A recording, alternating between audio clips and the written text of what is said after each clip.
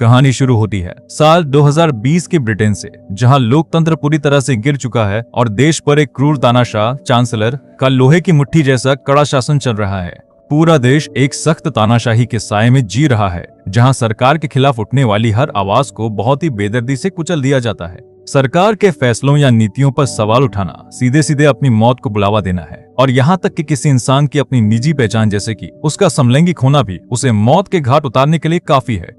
डर और अत्याचार के इस भयानक माहौल के बीच कहानी हमें ईवी नाम की एक आम युवा लड़की से मिलाती है। एक काली और सुनसान रात को ईवी सड़कों पर अकेली चल रही होती है। तभी उसे अचानक एहसास होता है कि कोई उसका पीछा कर रहा है। उसका डर तब और गहरा जाता है जब उसे पक्का यकीन हो जाता है कि कुछ आदमियों का एक समूह सच में उसके पीछे पीछे आ रहा है। वो घबराकर उनसे बचने के लिए दौड़ने लगती है।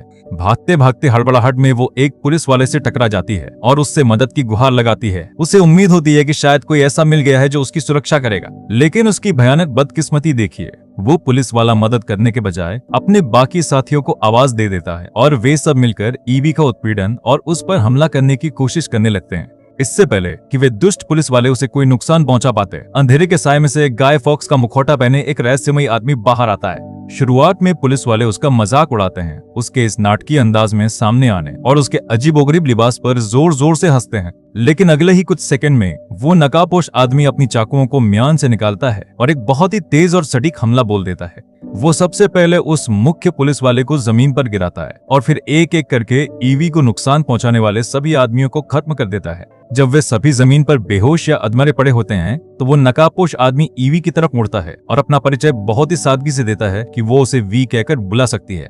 ईवी हालांकि काफी डरी हुई और उलझन में होती है, लेकिन वो उस पर भरोसा करती है। वी उसे पास की ही एक इमारत की छत पर ले जाता है। शुरुआत में ईवी सोचती है कि अपने इस अजीब लिबास, चेहरे पर लगे नकाब और बात करने के इतने नाटकीय अंदाज की वजह से शायद वो कोई जादूगर है। फिर भी वो उसके पीछे पीछे छत पर जाती है, लेकिन इसके बाद जो वो देखती है वो उसे पूरी तरह से हैरान और सन्न कर देता है। छत पर खड़े होकर वी उसे एक असाधारण नजारा दिखाता है। उसने पुरानी क्रिमिनल कोर्ट की पूरी इमारत में बारूद लगा रखा था और अगले ही पल पूरी इमारत एक बहुत ही शक्तिशाली और सटीक समय पर हुए धमाके के साथ हवा में उड़कर तबाह हो जाती है। यह बात पूरी तरह से साफ हो जाती है कि वी ने इस पूरे धमाके को उस अत्याचारी सरकार के खिलाफ एक प्रतीकात्मक हमले के रूप में रचा था। ईवी इस भयानक तबाही को डर और हैरानी के साथ देखती रह जाती है, क्योंकि जो कुछ उसने अभी अभी अपनी आंखों से देखा था उस पर यकीन कर पाना उसके लिए नामुमकिन सा हो रहा था। बेहद डरी हुई ईवी वहां से भाग निकलती है। अगली सुबह तक वो जोरदार धमाका देश के हर न्यूज चैनल पर सबसे बड़ी खबर बन जाता है। हालांकि सरकार तुरंत ही इस पूरी घटना को दबाने और अपनी बात फैलाने के लिए मैदान में उतर आती है। एक प्रेस बयान में सरकार झूठा दावा करती है कि उस इमारत को गिराना सरकार का ही एक सोचे समझे रणनीति का फैसला था, क्योंकि वो ढांचा बहुत पुराना और खतरनाक हो चुका था। वे इस बात पर अड़े रहते हैं कि यह धमाका पहले से तय था और वे किसी भी तरह की क्रांति या आतंकवाद का जिक्र तक मिटाने की कोशिश करते हैं। चांसलर खुद टीवी पर आकर बयान देता है कि यह फैसला पूरी तरह से रणनीतिक था और चेतावनी देता है कि जो कोई भी सरकार की मर्जी के खिलाफ खड़ा होगा उसे बेहद भयानक अंजाम भुगतने होंगे। अपनी पूरी सत्ता और ताकत बनाए रखने के लिए चांसलर सड़कों पर उतरने वाले कार्यकर्ताओं और हर उस इंसान को गिरफ्तार करने का हुक्म दे देता है जो सरकार के लिए खतरा बन सकता हो। लेकिन चांसलर को अभी इस बात का अंदाजा नहीं था कि उस नकाबपोश आदमी वी ने तो अपने मिशन की अभी वो शुरुआत ही की थी। वो धमाका कोई अचानक की गई हिंसा नहीं थी, बल्कि वो एक ऐसी चिंगारी थी जो आगे चलकर एक बहुत बड़ी आग भड़काने वाली थी।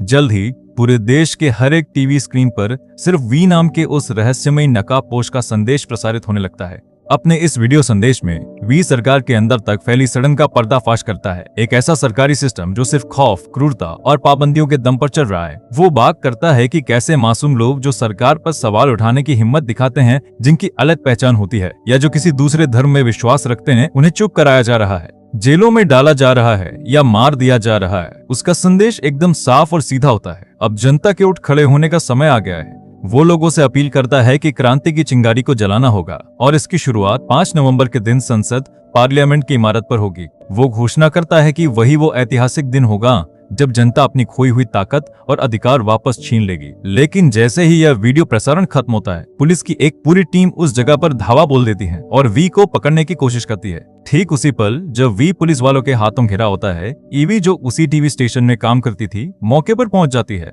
बिना एक पल की देरी किए वो पुलिस वाले के चेहरे पर मिर्च स्प्रे छिड़क देती है। पुलिस वाला पलटकर ईवी पर हमला करता है, जिससे वो बेहोश होकर गिर पड़ती है। लेकिन उसकी इस हिम्मत की वजह से वी को वहां से बाहर निकलने का पूरा मौका मिल जाता है। ईवी ने अपना कर्ज चुका दिया था। वी ने एक बार उसकी जान बचाई थी और आज उसने वी की जान बचा ली थी, लेकिन उसकी यह हरकत पुलिस की नजरों से छुप नहीं पाती। सीसीटीवी कैमरों में यह पूरी घटना रिकॉर्ड हो जाती है और ईवी तुरंत ही सरकार की नजर में एक भगोड़ी बन जाती है। यह जानते हुए कि अब सरकार ईवी के पीछे भी हाथ धोकर पड़ जाएगी, वी उसे अपने साथ ले जाता है और उस जालिम सरकार से सुरक्षा देने की बात कहता है। जब ईवी को होश आता है तो वो खुद को वी के एक गुप्त अंडरग्राउंड ठिकाने में पाती है। हालांकि वो यहाँ पूरी तरह से सुरक्षित थी, फिर भी वो घबरा जाती है और वहां से वापस जाना चाहती है। लेकिन वी उसे समझाता है कि अब उसका चेहरा पूरे देश के सामने आ चुका है और उसकी हरकतें कैमरों में कैद हो चुकी हैं। सरकार उसे चुप कराने से पहले कभी नहीं रुकेगी। वो बहुत ही शांत भाव से समझाता है कि अब उसके पास बाहर जाने का कोई रास्ता नहीं बचा है और यहाँ छुप कर रहना ही उसके जिंदा रहने का इकलौता मौका है। शुरुआत में ईवी इसका विरोध करती है, लेकिन जब वो अपने बीते कल के बारे में सोचती है तो उसे वो सारे दुख याद आ जाते हैं जो उसने सहे थे। उसके माता पिता ने भी कभी इसी अत्याचारी सरकार के खिलाफ आवाज उठाई थी। वे दोनों ऐसे कार्यकर्ता थे जिन्हें अपनी सच बोलने की कीमत अपनी जान देकर चुकानी पड़ी थी। उसके पिता को सच बोलने के जुर्म में मार दिया गया था और उसके भाई को भी सरकार के आदमियों ने उससे छीन लिया था। एक ऐसी दुनिया में जहां उसका अपना कोई नहीं बचा था, ईवी को एहसास होता है कि शायद यह अजीब नकाबपोश आदमी ही इकलौता इंसान है जो उसके दर्द को सच में समझ सकता है। वो वहीं रुकने का फैसला कर लेती है। इसी बीच वी अपने मिशन में लगातार आगे बढ़ता रहता है। हर रात वो अंधेरे में गायब हो जाता है और साय की तरह छुपकर हमले करता है। एक रात वो एक बड़े पादरी और एक बड़े सैन्य कमांडर को खत्म कर देता है। ये दोनों ही उस जालिम तानाशाही के मुख्य आधार थे जो चांसलर की सरकार को चला रहे थे। हर बार कत्ल करने के बाद वो लाश के पास एक लाल गुलाब छोड़ जाता है। यह उसकी पहचान और उसके न्याय करने का एक काव्यात्मक तरीका था। जैसे जैसे दिन बीतते हैं, ईवी को उस अंडरग्राउंड ठिकाने की जिंदगी की आदत होने लगती है। वी अपने रहस्यमय स्वभाव के बावजूद उसके साथ बहुत दयालुता और देखभाल का बर्ताव करता है। समय बीतने के साथ ईवी को समझ आने लगता है कि वी कोई बुरा इंसान या गुंडा नहीं है। उस नकाब और बदले की आग के पीछे वो एक ऐसा इंसान है जो इस भ्रष्ट तानाशाही से मासूम लोगों की जान बचाने के लिए लड़ रहा है। लेकिन इस बात को समझने के बावजूद ईवी उसके इस खूनी और हिंसक रास्ते को दिल से स्वीकार नहीं कर पाती। भले ही वी के इरादे सही हों, लेकिन हिंसा और मौत के जरिए न्याय करने का उसका यह तरीका बहुत ज्यादा भयानक लगता है। एक दिन डर और दुविधा से परेशान होकर ईवी वी के गुप्त ठिकाने से भाग निकलती है और न्यूज स्टेशन में काम करने वाले अपने बॉस के घर पहुंचकर मदद मांगती है। लेकिन मदद करने के बजाय उसका बॉस उसे समझाता है और सलाह देता है कि इस माहौल में चुप रहना ही सबसे बेहतर है। दूसरी तरफ पुलिस का एक बड़ा अफसर एरिक फिंच राजधानी में हो रहे इन रहस्यमय कत्लों की जांच कर रहा होता है। वो ताजा कत्ल हुए शिकार की लाश को सरकार से जुड़ी एक महिला डॉक्टर के पास ले जाता है और उसे एक हैरान कर देने वाली चीज दिखाता है। लाश के पास मिला वो इकलौता लाल गुलाब। उस गुलाब को देखते ही डॉक्टर का चेहरा पूरी तरह से पीला पड़ जाता है। वो तुरंत पहचान जाती है कि इन कत्लों के पीछे कौन है। उसे सब पता होता है, लेकिन वो डर के मारे पुलिस अफसर को कुछ भी नहीं बताती। उसी रात जब वो डॉक्टर अपने कमरे में सो रही होती है तो एक साया चुपके से उसके कमरे में दाखिल होता है। वो वी था। डॉक्टर की आंख खुलती है और वो बहुत ही शांत होकर वी से कहती है कि उसे मालूम था कि उसका आना बस कुछ ही समय की बात थी। उसे काफी समय से शक था कि 20 सालों पहले हुई उस भयानक घटना में जिंदा बच गया था। वो वी से माफी मांगती है, उसे बेनकाब करने के लिए नहीं, बल्कि उस भयानक रात का हिस्सा बनने के लिए जिसने उसे ऐसा बना दिया था। वी चुपचाप उसकी बातें सुनता है और फिर उसे एक ऐसा जहर का इंजेक्शन लगा देता है जिससे बिना किसी दर्द के उसकी मौत हो जाती है। वो बहुत ही शांति से दम तोड़ देती है और हमेशा की तरह वी उसकी लाश के पास भी एक लाल गुलाब छोड़ देता है। कुछ ही देर बाद पुलिस वहां पहुंचती है और उन्हें एक बार फिर वही लाल गुलाब मिलता है। डॉक्टर के बिस्तर के पास उन्हें एक डायरी मिलती है। एक पुलिस अफसर उस डायरी को उठाता है और जब वो उसे पढ़ना शुरू करता है तो कहानी अचानक साल 2015 के एक खौफनाक अतीत में चली जाती है। उन दिनों में सरकार ने आम जनता की नजरों से छुपाकर बड़े बड़े गुप्त कैंपों में खतरनाक मेडिकल प्रयोग शुरू किए थे। वैज्ञानिक शोध के नाम पर सरकार के खिलाफ बोलने वालों, समलैंगिकों और अल्पसंख्यकों पर खतरनाक जैविक दवाइयां, बायोलॉजिकल ड्रग्स टेस्ट की जा रही थीं। इन प्रयोगों में ज्यादातर लोग तड़प तड़प कर मर गए, लेकिन जो लोग जिंदा बचे उन्हें रोम नंबरों वाले खानों सेल्स में बंद करके रखा गया। सेल नंबर 1, 2, 3 और वॉफ्ड वी। लेकिन सेल नंबर वी, रोमन अंक 5 में बंद इंसान कुछ अलग था। वो सरकार के उन तमाम भयानक अत्याचारों को सहकर भी जिंदा बच गया और जब उस पूरी प्रयोगशाला में एक बहुत बड़ा धमाका और आग लगी तो वो वहां से भाग निकलने में कामयाब रहा। वही इंसान आगे चलकर वी बना। सरकार की उस हैवानियत को सहने के बाद वी खुद बदले का दूसरा नाम बन चुका था और अब वो उन सभी बड़े लोगों को एक एक करके खत्म कर रहा था जो उन जैविक प्रयोगों में शामिल थे। वो डॉक्टर, वो कमांडर और वो भ्रष्ट पादरी एक एक करके सब मारे जा रहे थे। कहानी वापस वर्तमान समय में लौटती है। पुलिस चारों तरफ से घेराबंदी कर लेती है। ईवी और उसके बॉस दोनों को गिरफ्तार कर लिया जाता है। ईवी को पूछताछ के लिए ले जाया जाता है। जांच करने वाला अफसर उससे बी का असली ठिकाना और पहचान बताने की मांग करता है, लेकिन ईवी एक शब्द भी बोलने से साफ इनकार कर देती है। उसके चुप रहने का नतीजा बहुत ही भयानक होता है। अफसर उस पर बेइंतहा अत्याचार करते हैं। उसे असहनीय दर्द दिया जाता है। उसके सिर के बाल काट दिए जाते हैं। उसे बुरी तरह पीटा जाता है और एक बेहद छोटी अंधेरी सेल में बंद कर दिया जाता है जहां उसे सड़ने के लिए छोड़ दिया जाता है। एक दिन जब ईवी उस अंधेरी कोठरी में बंद होती है तो उसे दीवार की एक छोटी सी दरार में मुड़ा हुआ एक कागज का टुकड़ा मिलता है। वो एक खत था जो उससे पहले उसी कोठरी में बंद रही एक युवा लड़की वैलेरी ने लिखा था। जैसे ही ईवी उस धुंधली रोशनी में उस खत को पढ़ती है, उसे उस लड़की की दुखद कहानी का पता चलता है। कैसे अधिकारियों ने उसे पकड़ा, तड़पाया और पूछताछ की थी, लेकिन उस लड़की ने कभी एक शब्द भी नहीं बोला था, कभी अपने सच से पीछे नहीं हटी थी और अपनी इसी हिम्मत के जरिए उसने पीछे उम्मीद और साहस का एक संदेश छोड़ा था। वो खत ईवी के लिए जीने का सबसे बड़ा सहारा बन जाता है। अपने सबसे अंधेरे पलों में भी वो खत उसे जिंदा रहने और सहने की ताकत देता है। तभी अचानक सेल का दरवाजा आवाज के साथ खुलता है। एक आदमी अंदर आता है और बहुत ही शांत आवाज में उससे कहता है कि अब वो पूरी तरह से आजाद है। उसे अब किसी बात का डर नहीं होना चाहिए और वो जा सकती है। उलझन में पड़ी और बेहद कमजोर ईवी बाहर निकलती है। वो देखती है कि सारे दरवाजे खुले पड़े हैं और आसपास कोई भी गार्ड मौजूद नहीं है। धीरे धीरे रास्ता तय करते हुए वो वापस वी के अंडरग्राउंड घर पहुंचती है। जब वो वहां पहुंचती है तो बी उसके सामने एक खौफनाक सच खोलता है। वो पूरी जेल, वो अत्याचार, वो अंधेरी कोठरी सब बी का ही रचाया हुआ एक नाटक था।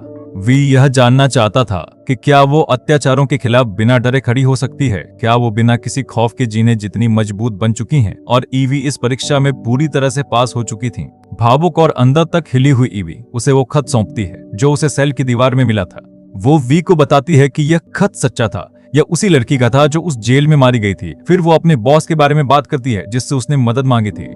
वी बहुत ही दुखी मन से बताता है कि पुलिस वालों ने उसके बॉस को मार दिया है। ईवी वापस अपनी पुरानी दुनिया में लौटने का फैसला करती है, लेकिन उसके जाने से पहले वी उससे एक आखिरी बार मिलने का वादा मांगता है। 5 नवंबर की रात को वो कहती है कि अगर उसकी कोई एक ख्वाहिश होगी तो वो वी से दोबारा मिलना ही होगी।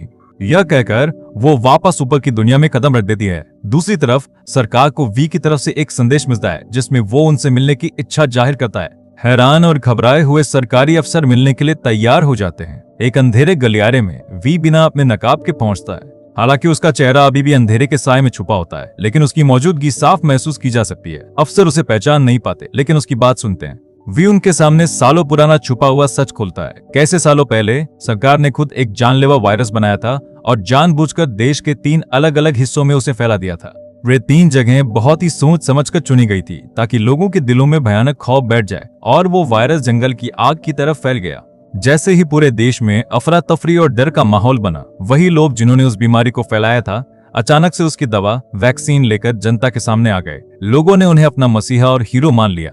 इस तरह वे सत्ता में आए, संसद पर अपना कब्जा जमाया और हर उस इंसान को जेल में डाल दिया जिसने उन पर सवाल उठाने की कोशिश की। यह पूरी मुसीबत सरकार की ही बनाई हुई थी, एक ऐसा भयानक खेल जो सिर्फ सत्ता और ताकत हथियाने के लिए खेला गया था। यह सब बताने के बाद वी एक बार फिर अंधेरे में गायब हो जाता है। अगले दिन एक बड़ा जांच अफसर वी की इस कहानी की सच्चाई पता करने की कोशिश करता है, लेकिन वो जितनी गहराई में जाता है सच उतना ही उसकी पहुंच से दूर होता जाता है। सारे सुराग छुपा दिए गए थे, फाइलें जला दी गई थीं और गवाहों को हमेशा के लिए चुप करा दिया गया था। इसी बीच 5 नवंबर की तारीख पास आने लगती है और वी क्रांति के अपने सबसे बड़े कदम की तैयारी करने लगता है। पूरे शहर में वो हजारों की संख्या में वही गाय फॉक्स वाले नकाब बंटवा देता है। लोग खुलेआम उन्हें पहनकर सड़कों पर निकलने लगते हैं। क्रांति का यह प्रतीक पूरे शहर में आग की तरह फैल जाता है। एक दिन उस नकाब को पहनकर सड़क पर खेल रही एक छोटी सी बच्ची को सरकार के आदमी बिना किसी चेतावनी के गोली मार देते हैं। इस घटना से पूरे शहर की जनता का गुस्सा भड़क उठता है। चारों तरफ भारी दंगे शुरू हो जाते हैं। सड़कों पर आम लोगों और पुलिस के बीच खूनी झड़पें होने लगती हैं और हवा में सिर्फ क्रांति का धुआं तैरने लगता है। और इसी अंधेरे के पीछे वी एक बहुत ही खूबसूरत चीज की शुरुआत करता है। डोमिनो, ताश के पत्तों, गोटियों को एक के बाद एक गिराने का खेल। यहाँ एक मजेदार बात यह है कि फिल्म में डोमिनो के गिरने का जो शानदार दृश्य हम देखते हैं, उसे बनाने में 4 पेशेवर कलाकारों को 200 घंटे से ज्यादा का समय लगा था। फिल्म में वापस आते हैं, जैसे ही वे डोमिनो एक एक करके गिरने लगते हैं, वो श्रृंखला एक बड़ा प्रतीक बन जाती है। गिरती हुई हर एक गोटी भ्रष्ट सरकार के एक एक स्तंभ के ढहने का इशारा थी। जनता को आखिरकार इस जालिम सरकार का असली चेहरा दिख जाता है। झूठी शांति का मुखौटा उतर जाता है। जनता का गुस्सा एक ऐसे आंदोलन में बदल जाता है जिसे अब रोक पाना नामुमकिन था। और फिर 5 नवंबर की वो ऐतिहासिक शाम आ ही जाती है। वादे के मुताबिक ईवी अपना प्लान पूरा करने से पहले आखिरी बार वी से मिलने आती है। अपने घर के अंदर वी उसे अपना आखिरी कदम समझाता है। वो संसद पार्लियामेंट की इमारत को तबाह करने जा रहा है, सिर्फ बदला लेने के लिए नहीं, बल्कि जनता को यह याद दिलाने के लिए कि सरकारों को अपनी जनता से डरना चाहिए, जनता को सरकार से नहीं। वी ईवी को एक पुरानी बंद पड़ी अंडरग्राउंड मेट्रो स्टेशन पर ले जाता है। वहां वो उसे एक ऐसी ट्रेन दिखाता है जो पूरी तरह से शक्तिशाली बारूद और विस्फोटकों से भरी हुई थी। यह उसका आखिरी कदम था, उसकी क्रांति का सबसे बड़ा मोड़। वो ईवी को ट्रेन के पास छोड़ता है और खुद संसद भवन की तरफ अंधेरे में गायब हो जाता है। संसद भवन के बाहर पूरा शहर एक ना भूलने वाले मंजर का इंतजार कर रहा होता है। हजारों की संख्या में लोग वी का वही नकाब पहनकर इकट्ठा हो चुके थे। दूसरी तरफ सरकार ने भारी हथियारों से लैस सैनिकों की पूरी टुकड़ी सड़कों पर तैनात कर रखी थी ताकि संसद की सुरक्षा की जा सके। अंदर वी उस भ्रष्ट सिस्टम का आखिरी बार सामना करता है। वो पुलिस अफसर एरिक फिंच से मिलता है और कहता है कि वो खुद को पुलिस के हवाले कर देगा, लेकिन शर्त यह है कि वे चांसलर को उसके सामने लाए। लाचार हो चुके चांसलर को घसीट कर लाया जाता है और बिना एक पल की हिचकिचाहट के वी उस तानाशाह को वहीं खत्म कर देता है। जब बाकी सैनिक वी पर हमला करते हैं तो वी अपनी जान की परवाह किए बिना एक महान मकसद के लिए लड़ता है। गोलियां लगने के बावजूद वो अपनी गजब की ताकत से उन सभी सैनिकों को एक एक करके मार गिराता है, लेकिन इसके लिए उसे अपनी जान की बहुत भारी कीमत चुकानी पड़ती है। बेहद गंभीर रूप से जख्मी हालत में वी लड़खड़ाते हुए वापस उसी अंडरग्राउंड स्टेशन पहुंचता है जहां ईवी उसका इंतजार कर रही थी। खून से लथपथ और कमजोर हो चुका वी सीधे ईवी की बाहों में गिर पड़ता है।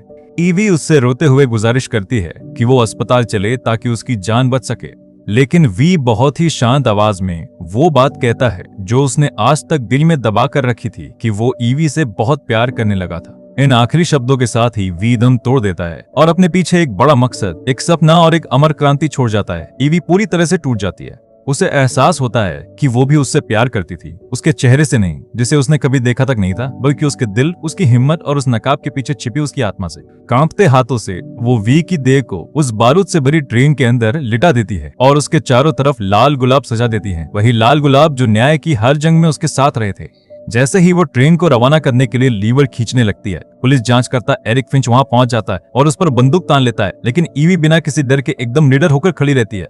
वो अफसर से कहती है कि यह सरकारी सिस्टम पूरी तरह से सड़ चुका है और अब देश की जनता को एक नए सवेरे की जरूरत है जो सिर्फ उनका हो। अफसर अपनी बंदूक नीचे कर लेता है। वो जानता था कि ईवी बिल्कुल सही कह रही है और अब बदलाव का वक्त आ चुका है, और फिर ईवी ट्रेन का लीवर खींच देती है। वो बारूद से भरी ट्रेन अंडरग्राउंड सुरंगों से तेजी से दौड़ती हुई सीधे संसद भवन की इमारत से जा टकराती है। एक बहुत ही भयानक और जोरदार धमाके के साथ संसद की पूरी इमारत ढहकर मलबे में तब्दील हो जाती है, लेकिन उस तबाही के बाद जो होता है वो बेहद खूबसूरत था। रात के काले आसमान में शानदार आतिशबाजी, पटाखे छूटने लगती है जो पूरे आसमान को रंगों और रोशनी से भर देती है। यह तबाही का नहीं बल्कि एक नए जन्म का प्रतीक था। संसद के बाहर खड़े हजारों लोग आसमान में हो रही उस आतिशबाजी को देखते हैं। अत्याचारी शासन खत्म हो चुका था और एक नई दुनिया की शुरुआत हो चुकी थी। ईवी के पास खड़ा पुलिस अफसर उसकी तरफ मुड़ता है और पूछता है आखिर वो कौन था। ईवी सामने जश्न मनाती भीड़ और उगते हुए सूरज जैसी उम्मीद को देखती है और बहुत ही धीमी आवाज में जवाब देती है, वो हम सब था। उसका कोई एक नाम नहीं था, कोई एक चेहरा नहीं था, वो आम इंसान था जिसने अन्याय के खिलाफ खड़े होने की हिम्मत दिखाई। वो हम सब में से ही एक था। यह फिल्म भ्रष्ट सरकारों के लिए एक चेतावनी है और जनता के लिए एक याद दिलाना है कि असली ताकत हमेशा उनके अपने हाथों में होती है। जब लोग डरना बंद कर देते हैं तभी असली बदलाव की शुरुआत होती है। यही थी वी फॉर वेंडेटा की दास्तान।